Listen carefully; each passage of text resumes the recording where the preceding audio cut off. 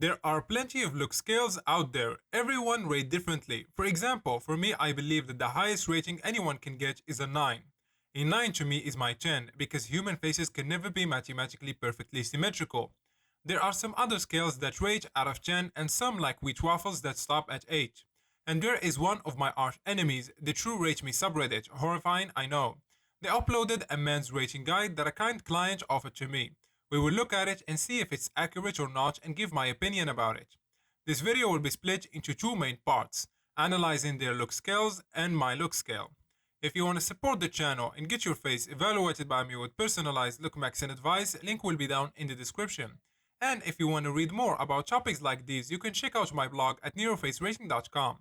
Without further ado, let's get this video started. So let's take a look at the documents. We will start from the lowest rating and work our way to the highest one.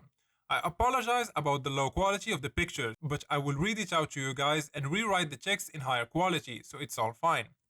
0 means there is no redeeming aesthetical qualities and that no human being is an actual 0. 0.5, point 0.5, the bottom 0.002%, or 1 out of 50,000. These men, they have no appeal whatsoever. Every facial feature will be extremely unappealing and unattractive. These men are considered ugly by all of the population. Next we have ones, which are the 0.05%, 1 out of 2,000. And the 1.5s, they are the bottom 0.03% or 1 out of 3,000. Every facial feature in these guys will be considered unattractive and unappealing. These men are also considered ugly by all of the population. Next we have the 2s, which are the 0.134%, 1 out of 750. And the 2.5s, which are the 0.62% or 1 out of 160. Every facial feature will be below average and unattractive. These men are also considered ugly by almost all of the population. Their potential flaws are extreme asymmetry and little facial harmony. Then we have the 3s, which are the 2.5%, 1 out of 40, and the 3.5s, which are the 6.66% or 1 out of 15. These men are considered unattractive by majority of the people. Many facial flaws will be noticeable. Overall, these men lack an appealing face but are not repulsive. Then we have the 4s, which are the 15%, 1 out of 6, and the 4.5s, which are the 30%, 1 out of 3. A decent amount of men fall into this range and they will not be considered attractive but also not ugly. Possible flaws are noticeable: large nose, weak chin, thin eyebrows, receding hairline, and a lack of harmony. These men may possess niche or unconventional faces or styles. Then we have the 5s or the 50%. Majority of the men fall into this range. Nothing positive stands out, but they are not considered ugly by majority of the people.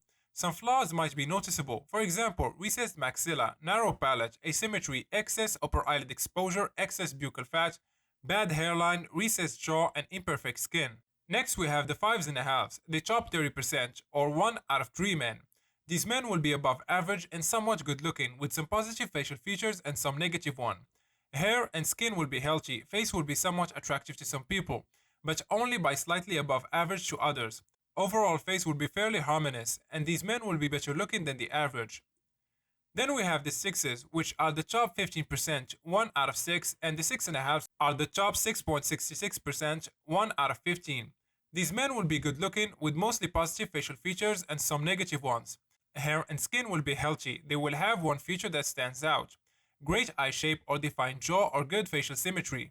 Face will be attractive to a majority of people but may be polarizing to some. Overall face will be harmonious and these men will be considered better looking than average.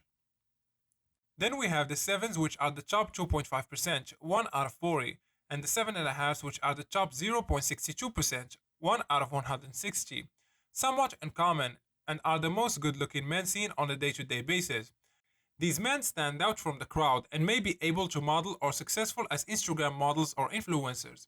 Majority of facial features will be considered masculine and attractive, but they may be able to possess a few flaws: crooked nose, slight asymmetry, long mid-face, and so on.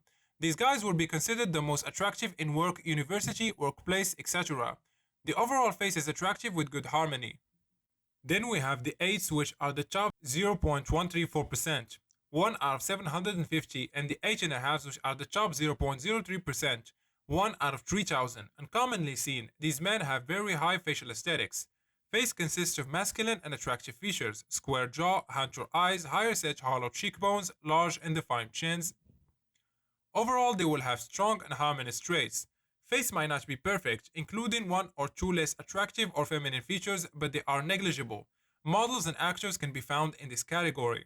And finally, we have the 9s, which are the top 0.005%, 1 out of 20,000, and the 9.5s, which are the top 0.002%, 1 out of 50,000. These are extremely rare, most attractive men of all time. These men have very good bone structure, projected and square jaws, high set prominent cheekbones, excellent facial harmony and symmetry, strong brow-ridge protrusions, hunter eyes, strong eyebrows, skin with no flaws. The face will be almost perfectly harmonious, with majority of features being masculine and cohesive. Supermodels and some actors may be found in this category. The true Rate Me guide does not believe that a chin exists just like me. Now the biggest problem I have with this guide is the pictures used. We have guys that should be 5s are 4s, and guys that should be decent 7s are like 6, like Avon, and guys that are 5.5s that should be low 7s. I have no idea who put up this list, for God's sake. It goes well into the details of percentages and numbers, but not that much into what makes someone average or goes into the deep differences between a 7 and an 8. Things of that sort. Overall, a decent list with a horrible image selection. So what about my look scale then? Well, it's in between 4 and 9, in anything in between. Why I don't go below a 4 is that once you are below average, it does not matter. Your dating chances are screwed either ways. And if you are a 9, you are a slayer, so it does not matter as well. I go deep into the details and measure a lot of ratios with strong and weak points. And here is a screenshot of my percentages. Keep in mind that this is taken from 1,000 faces only, so it's not as accurate as it should be. But what do you guys think? Let me know your thoughts down in the comment section. That's it for today's video. I hope you guys enjoyed it. A like and subscribe will be highly appreciated. And like usual, catch you guys in the next one.